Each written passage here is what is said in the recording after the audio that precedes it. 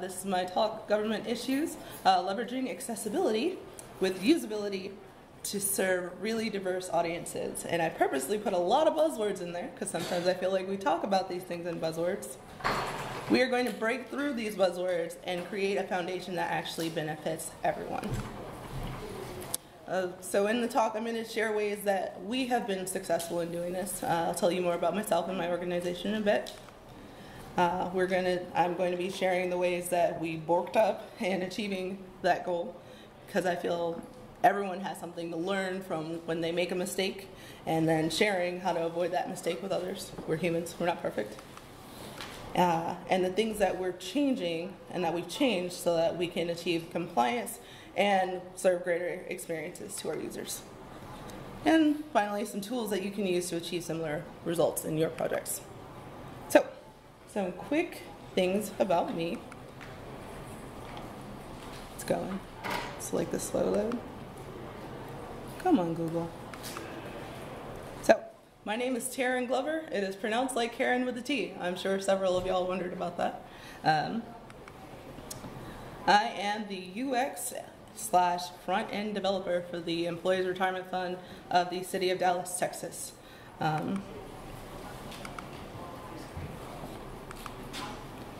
It's kind of hard to read on this one. It's going a little slow. So, in my position, I do front-end and UX, but I am also a communications specialist. Formerly, I'm in the communications department. I am also the head of the myERF help desk, so if anything goes wrong with our site, people call me and they complain and let me know that something is not working. I have several other coworkers that are on that team, but since I work on a lot of the UX and the front end, I'm in charge of that. And I am also our digital communications specialist. So I do our email, I do our social media, I do a lot of stuff. But that gives me a lot of exposure to the different aspects of how people are using and interacting with our site and how that system is affecting others. So, one thing that I want to cover, or to start off with this, is this. Who knows what this is? Curb cut. So, who do y'all think benefits from curb cuts? Everybody. Everybody. So, who do people primarily think about when they see a curb cut? Wheelchair users. Wheelchair users. People in wheelchairs. If you read the notes online, you're cheating. So other people that benefit from this are visually impaired people. I've seen it where they have these little bumps that are on there, and it lets you know when you're going to the next place. There's also people who find themselves temporarily disabled. As human beings, we like to think that we and our bodies are going to be perfect from the day that we're born till the day that we go, and that is definitely not the case. Sorry, this is it's kind of hard to read over here. It's much smaller, so that's why I keep looking behind me. I'll just move over here. Can we still hear me okay? I'll try to project a little better, pretend like this is karaoke. It won't get on the recording. It won't get on the recording? Okay. Sometimes they say in the other rooms that it does, so what if I do it kind of like this? There we go. Point it this way. Ha! That was some UX jangling right there. Put some inline CSS on this microphone stand. I deal with so much inline CSS right now, and it makes me sad.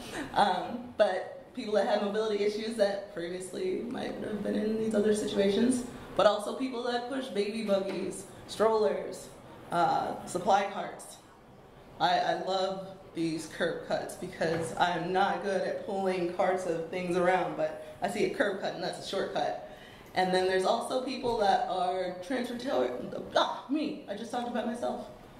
But then I also love cycling. So as a bicyclist or a rollerblader in Dallas, where people don't like to have sidewalks, these are really beneficial. So they don't like bicyclists, that's what I meant. People do not respect cyclists. In Texas, you have your car or your truck, usually your truck, and that is it. And cyclists on the road are in my way. I got yelled at a lot when I lived in Arlington. So, when I first went to a conference and I saw this image, something just kind of clicked. I didn't think about the fact that this was so multi-use. A couple, I guess it was like 5 or 6 years ago now, I was a receptionist and I was always doing my head like this, holding my head to my ear with the phone. And apparently you can get swimmer's ear from doing that.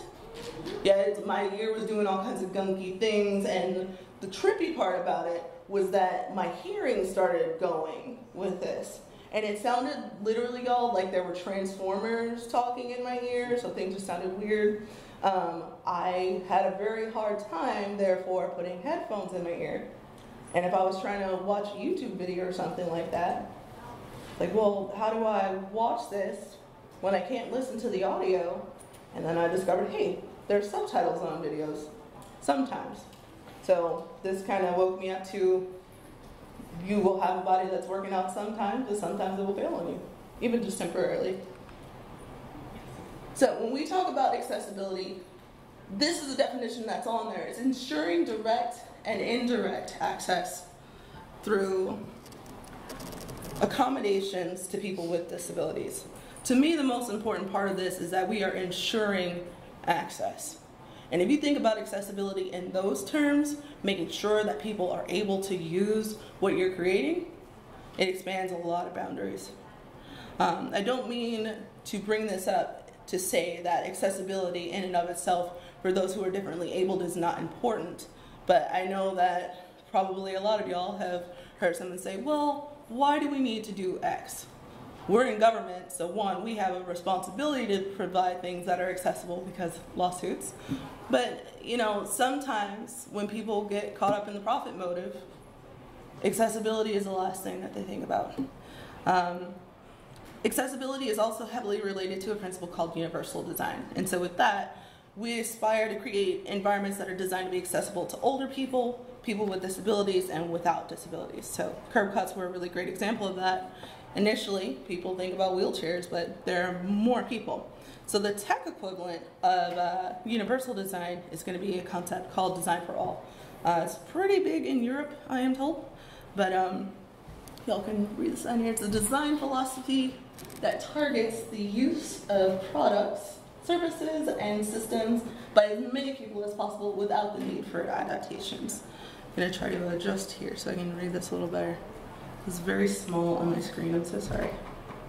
I'm trying to look at my notes. So, about ERF and where I work for the city of Dallas, Texas. We have been around for several years. The fund itself has been around since 1944. As you'll see, we have about 12,911 employees, and not all of them contribute to the pension fund.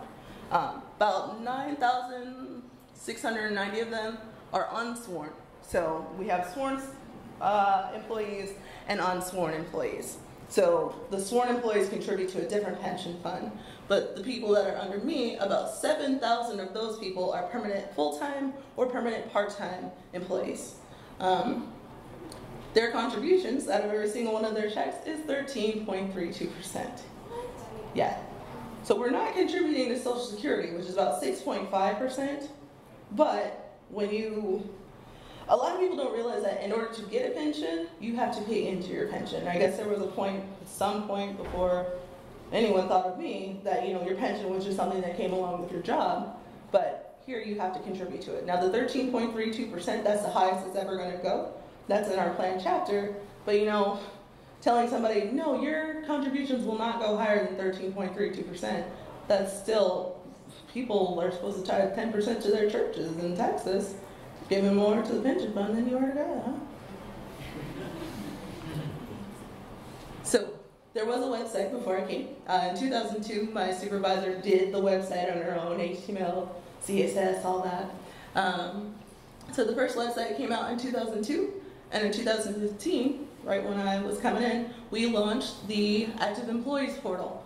So for the active employees, we used to send out their benefit statements to them to explain. Benefit statements are telling you this is how much that you contributed over the last 12 months.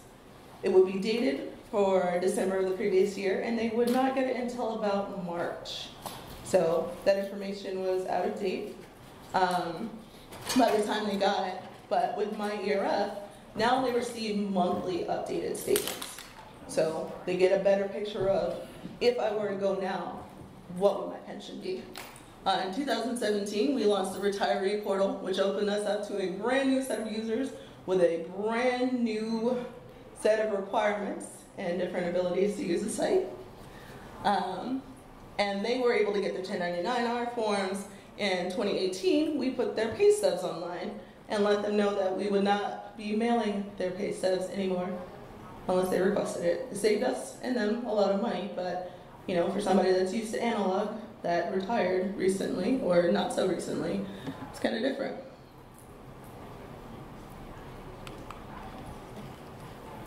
So all this leads into knowing who your audience is.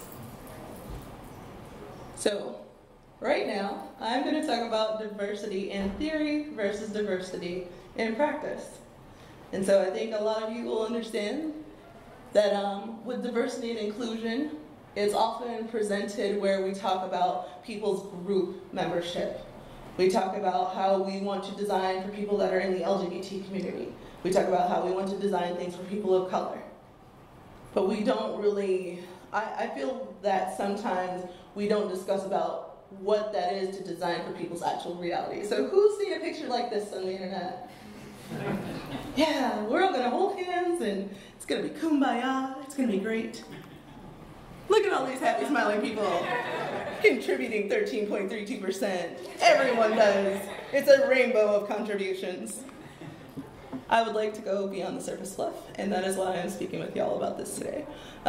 We do a great job with making sure that we've got our images and things on there that show this fund. We recognize that there are a multitude of people that contribute, that work for the city, but sometimes along our initial process, we would not design to the whole of a person. I'm going to get some examples on here. So the city of Dallas, Texas has, I believe it's 1.3 million people. I'm sorry I keep swerving around here, and I appreciate y'all working with me. 33.4% of the people who live in Dallas speak Spanish as their language. They're native Spanish speakers. And this is something I learned. 62.9% of the people who work for the city of Dallas do not live within the city of Dallas. Can anyone guess why? It's too expensive. And then we take the 13.32% out of their checks. I will share something here. My rent for a townhouse that we had recently, it's like a townhouse apartment house, was like $1,200 a month. And that was just like one bedroom for the both of us. Texas does get cold sometimes. Because the townhouse is older, it was a, what? Who said that's nothing? Okay, I'm sorry. How many people here are from like California, New York? Okay, in Texas? DC? Okay, DC.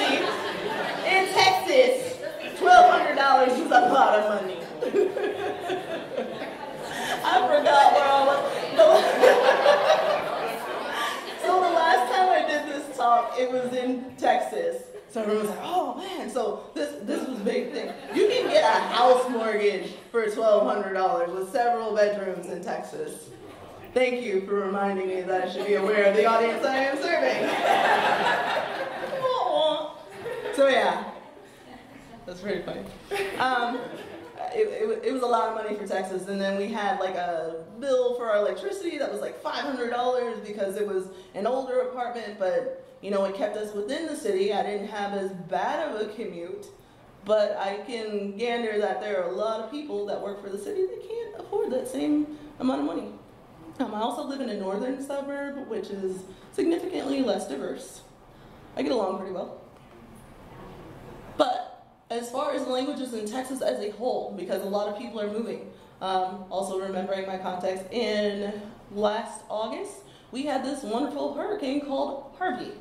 So just so you know, Dallas is up here and like 6 hours south is Houston. So that didn't hit us directly, but a lot of people that lived in Houston lost everything.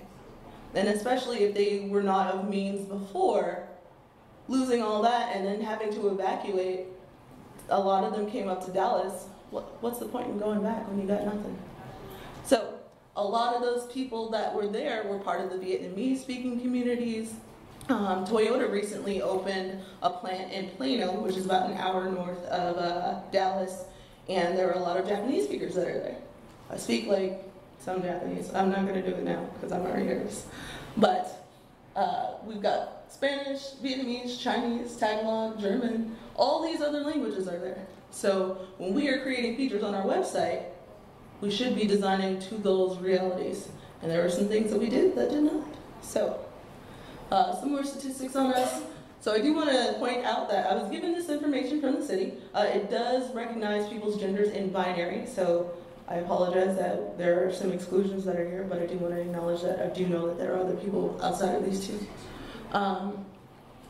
But you'll see how we're broken down by race, gender, yeah. And these are just people that work for the city. So we've got like a lot of African American women, lots of African American men. A lot of them are concentrated in the streets and parks departments for African American men. Let's see this in here. Well, I guess this is like per the grouping. So I'll let y'all look at that for a bit. There are people that chose it, they didn't want to say anything. That's fine. Oh, here's this. Oh yeah, this compares to, this column, second from the last part, is the larger city of Dallas percentages of people versus the entirety of Dallas County itself. So if you look at that, you'll see some disparities going on. And then this is some breakdowns by age, because I work at a retirement fund, so we need to keep in mind how many people are there. There is someone that is on here, there are like 14 people that are working for the city that were born between 1900 and 1945. I was shocked. There's a man that I met, he's like, no, there's two of them now that I met. They're like 77 and 78. And when you have worked for the city under the first tier of benefits, if you came in before January 1st, 2017, once you have worked 36.4 years, you've earned 100% of what your pay would have been as your pension. Mr. Cash has been there like 40 years, and he just wants to keep working. So these are all the different people that we are serving, and they all have different needs. Now this is something I really wanted to talk about, and something I think we don't talk about enough when we talk about diversity is economics. So these top three are the top three earning departments on average in the city. I work in this one, the Employee Retirement Fund. You all know this. But the first 5 are the departments per the Texas Tribune website that have the most employees. These are the people that are contributing the bulk in number to the pensions that we have. So if these people are making $43,251 as their average salary, and then we take 13.32%, they come out to $37,489.96.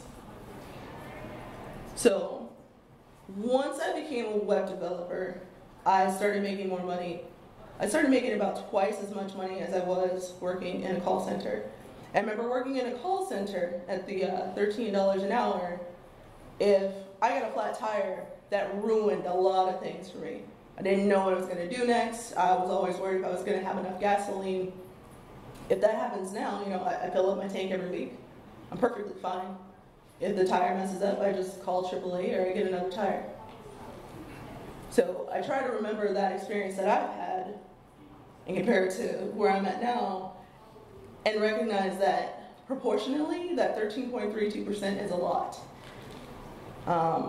I also didn't have as much access to financial planning. I had friends and family that, you know, I grew up middle class, but I had access to that knowledge and those resources, and a lot of the people who I serve don't. So the website that we have, we strive to provide educational opportunities and services on there because people that work in our top 3 departments, we might have access to somebody that's going to do our financial planning. People in streets and parks, some of them can't even take a day off to come to our retirement seminars because they have to work. So instead of us giving lip service to diversity, what are some actual actionable ways that we can build products that are serving these people? One is to build the margins in to begin with. This means looking at the barriers that your users are going to come across from the beginning, not shoehorning it in after. We need to figure out how to resolve situations that we've identified or been informed are going to happen.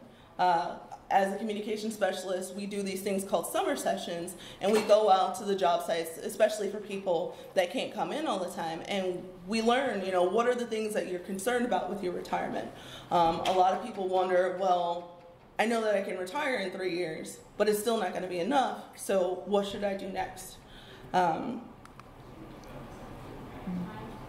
These are not all the barriers that people face, but it's some of the ones that when we're doing diverse things that we forget about. So there is economic diversity, there's educational diversity, language, I talked about that earlier, technological, and access. I often forget that not everybody grew up with a computer in their house. There are a lot of people that their phone is their only computer. And so when we do not design things with a mobile first mentality, and we think, well, we'll just do the mobile part afterward, that leaves those people out. But the great thing about this is that the intersectional issues that we resolve by looking at accessibility and usability principles, they benefit everyone. And it also alleviates the disproportionate impact that all these intersectional issues have. So if we build products with accessibility standards at the core, it makes that infinitely easier to achieve so much greater results. I have some examples in here. One of them is our front page slider.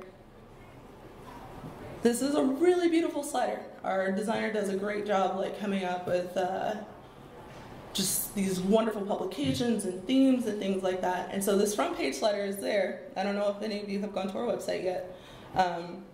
But this is text on an image on the slider. You're not supposed to do that. It's not good. The current slider that we have does not allow for us to put alt text on it. You can, but it does really weird things and it rewrites over it. So we do translate this into Spanish, but here are some other issues besides accessibility and getting sued that this causes. So obviously you're not supposed to do that, but whenever we have to update the sliders, we have to do one in English and one in Spanish. It's pretty intensive work.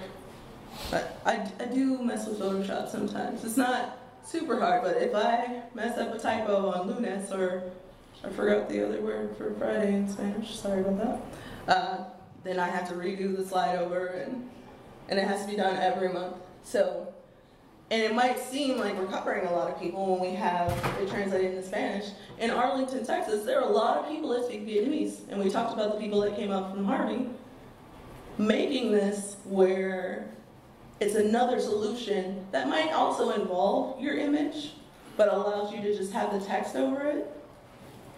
It allows you to have this in all different kinds of languages. And one other thing that we noticed is that people that are working in the job sites in South Dallas, like at the landfills, might not have as fast internet. So if we put something like this that says that we have our pre-retirement lunch and learn series where you can come in and we're trying to reach out to that group of people that might not be able to come out for a whole day seminar, if it doesn't load on their phones and there's no alt text for it, are they ever going to see it? So our solution for this that we're working on, I stopped Riley because I was about to change this on our website before I came in, and the firewall dropped my access to Drupal.org for 3 days. So I couldn't go and download the sliders. But we have a different front page slider that is going to go up. So in here we've got where it's the pre-retirement seminar. You might not be able to see this picture in the background.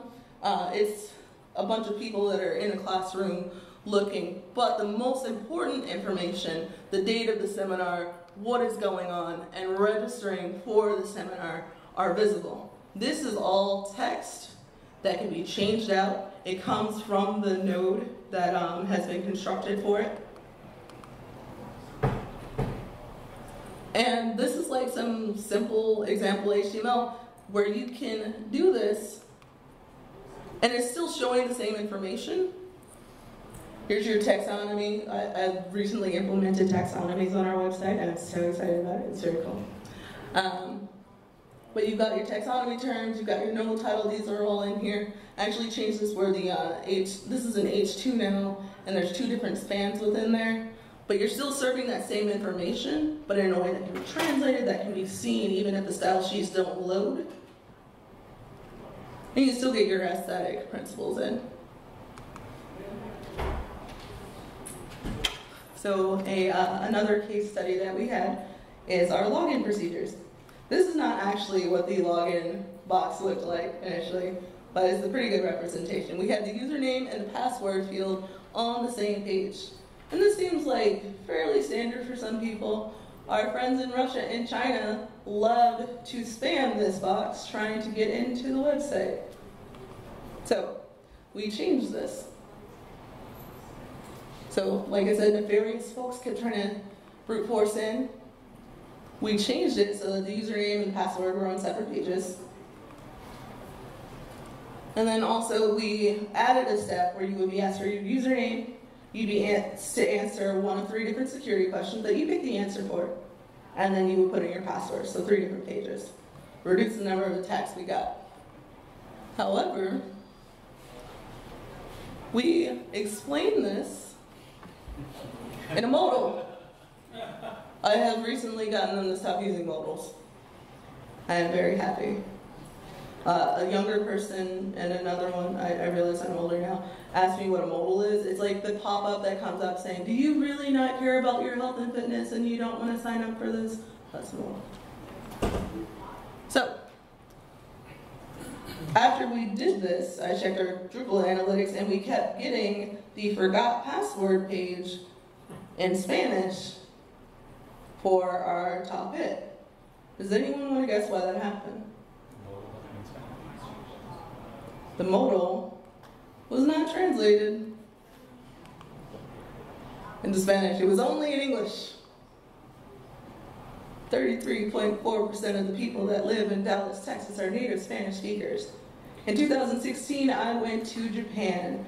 9-year-old me was super psyched and happy, and how I'm able to have just like a one-on-one conversation with people, that worked great. But when I had to start venturing into financial topics, I found holes in my vocabulary that I didn't realize were there. So being able to work on the job and understand your financial future in another language are 2 different things. We also did not translate our security questions. They were also in English. So the Spanish speakers figured out that if they went to the forgot password page, they could just get a link that would let them back into their accounts. So why deal with what you didn't translate? Our solution was that we went back and translated the modal. We also got rid of the modal, but we translated it. And we put the questions in Spanish. Now, like I talked to you all about before, there are people that speak other languages, but this solved the majority of the issues that we had with that process. I also got into the habit of putting my foot down, and whenever we develop a new product, I'm the one on the team that says, have we translated this into Spanish yet? And a lot of times it's like, oh, no, hold on, we'll go back. So, did anybody have any questions about any of the topics that we just talked about? We'll take a break from talking for a second. Cool. So, another thing that we can do is identifying the pain points that people are experiencing. I talked about this a little bit, you know, the difference between my life working at $10, $13 an hour versus where I am now. These are often going to give you some intersectional issues that come up. And then designing your products to offset the situations that result from marginalization. Because a lot of the people who work for the city of Dallas do not live in Dallas proper, they've got extended commute times. I think it takes me 20 minutes to get in on a good day, sometimes 40. But if you are living in Fort Worth, Texas, and you're trying to come to Dallas, that's an hour commute. So that's an hour that's taken away from the available time that you have. Time is money. In this case, we know that for a lot of our users, they might not have a computer at home. They might be spending extended amounts of time in transit but if we're able to design our services where they're available on their mobile phones, that gives them more convenient access to their resources. And I also make sure now that we are enforcing mobile-first development. It might be something that y'all have as a part of your practices. I'm setting a lot of best practices for us right now. And this is largely because people that are in City Hall or the streets departments, the parks departments, the city attorney's office, we can all be black employees or Hispanic employees that work for the city, but we have entirely different realities. In my office, I have two 17-inch monitors, air conditioning, things are great. I've seen people in the parks department when they're trying to fill in stuff, they have like bigger hands than I do, which I cannot fathom, but them trying to click through on our website with their gloves on, we can't have little tiny buttons, y'all. That doesn't work. And then retirees have an entire different set of needs on their own. I went to a talk at DrupalCon Nashville, and it talked about designing for seniors. I will link it on the slide notes here. But one of the things that they mentioned is understanding that a lot of the time when you have an older user that is coming to the website, sometimes it's their son, their daughter, their grandkids that are helping them navigate through those experiences. So you have very different user experiences that need to be accounted for in the architecture and even just the content of your site. So because I have this hybrid role where I'm part communications and I'm part in the IT department, I have a lot of one-on-one experiences with members. I come up with a lot of the surveys for after we've launched a product that gauge how are we doing? How could we be doing this better? We got one at one point that said, I hate myERF, this never works. Why does no one ask us about this? And when we went out to a summer session, we were actually able to talk to that user, and she explained that she could never get back in because she didn't understand what was going on with her security questions. But in lieu of sometimes being able to have that one-on-one interaction with people, we also have our analytics data from Drupal, Google, Facebook, MailChimp. Which one do I have here? This is our analytics. I compile these on a quarterly basis now. But one of the really awesome things for me about having analytics data is that I'm able to show objectively why this is important. Sometimes when we get into a developer mindset, people can say, oh, well, this is just a customer service thing, this is just a cosmetic thing, why are we pushing this? Being able to say, hey, people come to our login page and the bounce rate is ridiculous. People come to our registration page, which if any of you are looking at our site right now, the registration form is long. It asks you to fill out everything about yourself, the security questions all at once. I think it takes between 5 and 7 minutes to get through the registration process. And for somebody that doesn't like to function with computers in the first place, that's asking them to take on an arduous task. And we also do the member feedback surveys, which I mentioned. This is for our pension estimator tool. So I'm one of those people that actually likes the really bad reviews because it shows me a place that I can make our products better. I don't think, no, there's no like super upset ones. I'm not just showing y'all this to say, well, we're perfect, because we are not. We've got one here where somebody says, I would like to see the percentage at which I'm vested. Like, I can't tell if I've gone over 99% or what's going on. This person does not see, there's a donut wheel that shows up, and that's quite possibly because there's something that's not working on mobile. But taking that pulse from them, understanding why it works for them.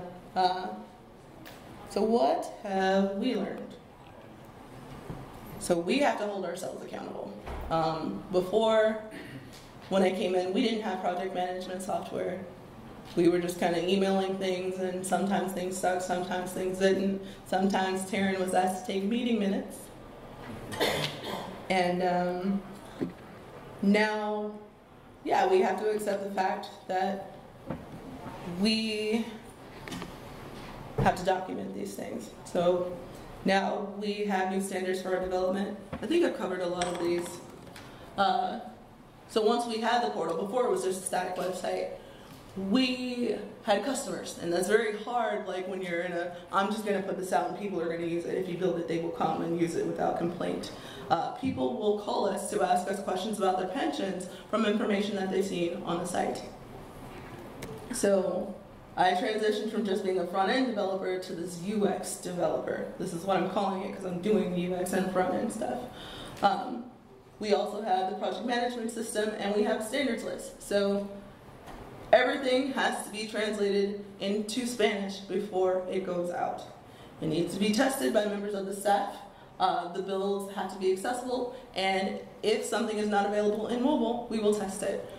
We had a habit of saying, oh, well, we shrank down the screen so it worked. So we actually went and bought one of those Chromecast devices and would go onto the website and project it onto one of the TVs in our conference room, so that way you could actually see the real time, is this actually working, or are we saying that we shrink it down a little bit? We have devices that mimic the devices that most of our members are using. A lot of them use Android devices because iPhones are expensive. We've actually changed this. I'm excited about this. So the screens and devices, information that comes from our analytics data. Like I told you all, I have big 17-inch monitors at my desk, right? In City Hall, almost everybody has a standard monitor that's about this big. So when people from City Hall log in, they see this. They just see the 4 squares that are there. So when we're doing work on the help desk, saying, oh, well, do you see the slider off to the right? No, they don't see the slider to the right because it's just 4 squares on the screen.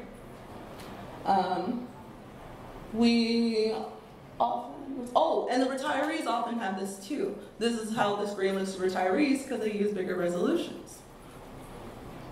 And, I'm sorry. Oh, and the retirees love using tablets. That's the other thing. It looks like this on tablets too. This is what the site looks like when I use it.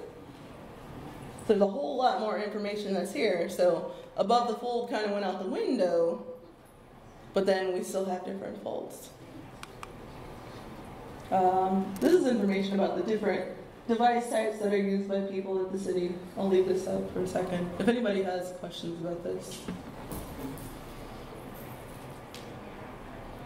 These ones that are Internet Explorer and on desktop, that's majority are City Hall users. They can't install Firefox and Chrome on their computers, so. Does that mean, could it be Edge as well, or is it just? Edge is number 6. Yeah, Edge is number 6. I was like, I think it shows up differently. Yeah, they don't have Edge either, so. Yeah.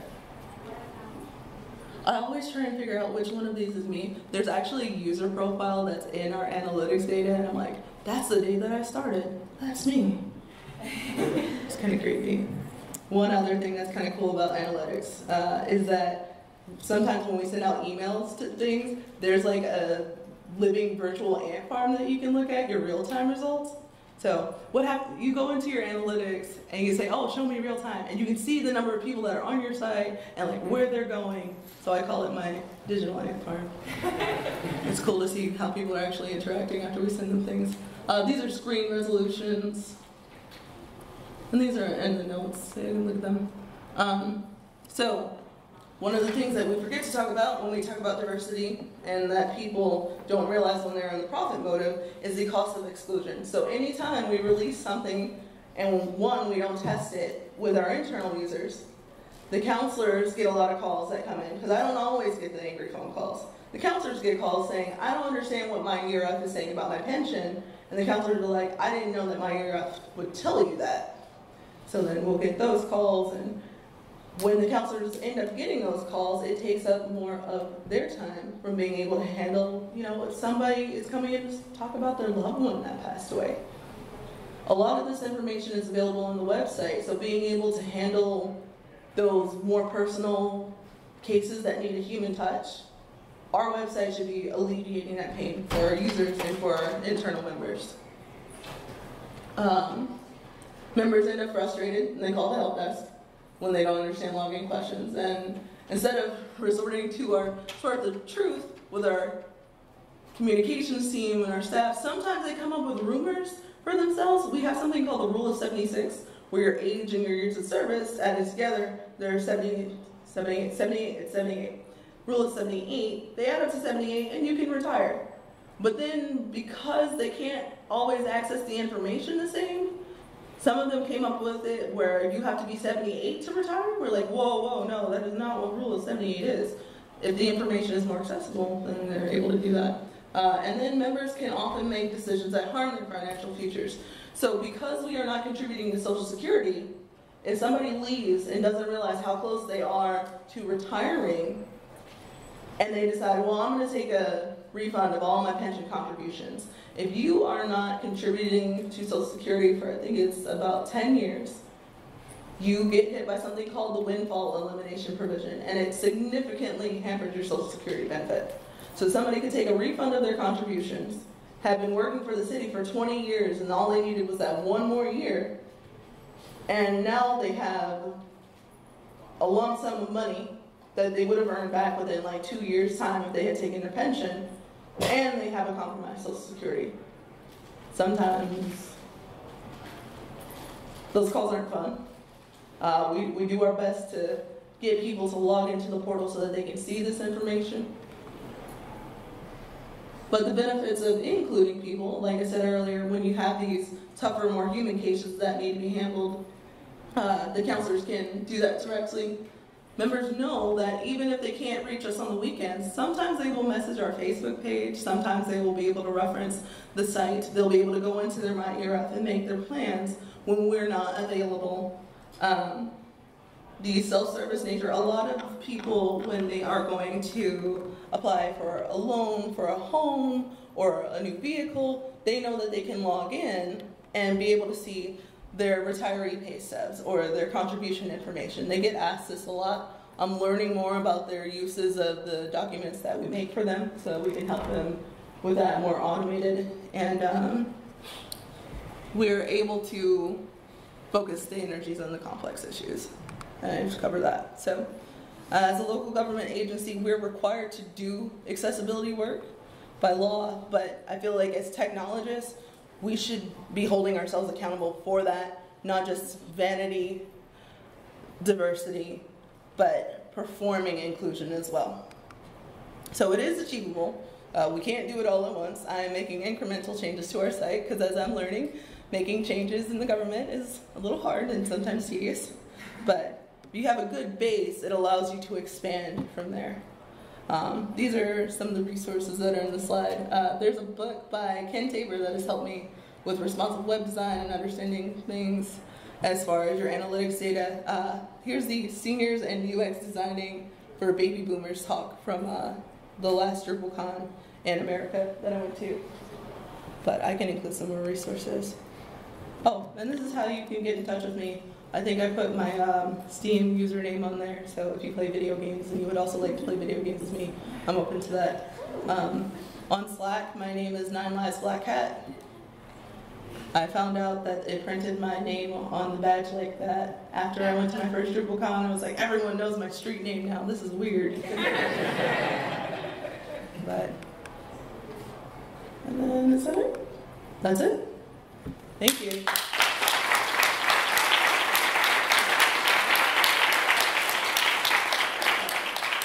Does anyone have any questions that I didn't try to answer? Sure. Do you have any advice for, so like in many parts of life, professional, whatever, sometimes you get complaints from people or feedback from people and it's like, that sounds really valid and we should change that, except maybe it's just one person. You know? And then other times it's like, that's the one person who bothered to say something and other people are thinking it too. Do you have any advice on trying to, how to judge like when something is like a community, community advice on that? Yeah, so the question for the recording is, how do you tell between if something is a one-off issue that maybe only a couple of people are having versus something that is an occurring trend? Yeah, a whole community thing. One thing that has really helped us with doing that is having documentation of, we're putting a ticketing system into place. So if we see something that continues happening and we pair that with our analytics, seeing that there are other people that are bouncing off and having that issue, That's helped us a lot. Documenting our help desk calls. We actually recently discovered a glitch where people's service time was not showing up, and it turned out that it seemed like it was a few one-off people, and once we had enough of them, we realized that it was people that were hired after January 1st, 2017, and that it was something that had to do with the data import as a whole. So making sure that you're doing documentation of an issue when it comes in and referring back to that, I think that would be good. I saw another hand. Yes? My question was sort of along the same lines. Okay. But, are there other factors that you consider other than just the numbers in your analytics when a problem comes up? When you're trying to prioritize what accessibility issues you tackle in what order? So the question is, as far as when you have your accessibility things that are going on and prioritizing those, and I think we have about 5 minutes just so people know, how do you prioritize between all the different fires that you might need to put out? There are some basic web accessibility standards that are there. There are ones that we have to be compliant with. I would start with those, and then seeing which ones are giving your users the most issues. I can't even give the example of the text and image slider because it's not a good example, but look into your base accessibility, things that you need to achieve, and set those as standards. One thing that I found success with was saying, hey, do y'all know if we keep doing this and somebody complains we can get sued for it? That actually did work. Like, it was enough pushback that they said, oh, well, we need to change this right away. Thank you so much. And it sounds silly, but it's the reality of the situation. So, did anyone else have another question? I have that last dad joke for y'all. So, why did the Scarecrow win an award? Because he was outstanding in his field. And then I have to thank Kathy for this follow-up. I heard it was a straw poll. All right. Thank you so much for coming.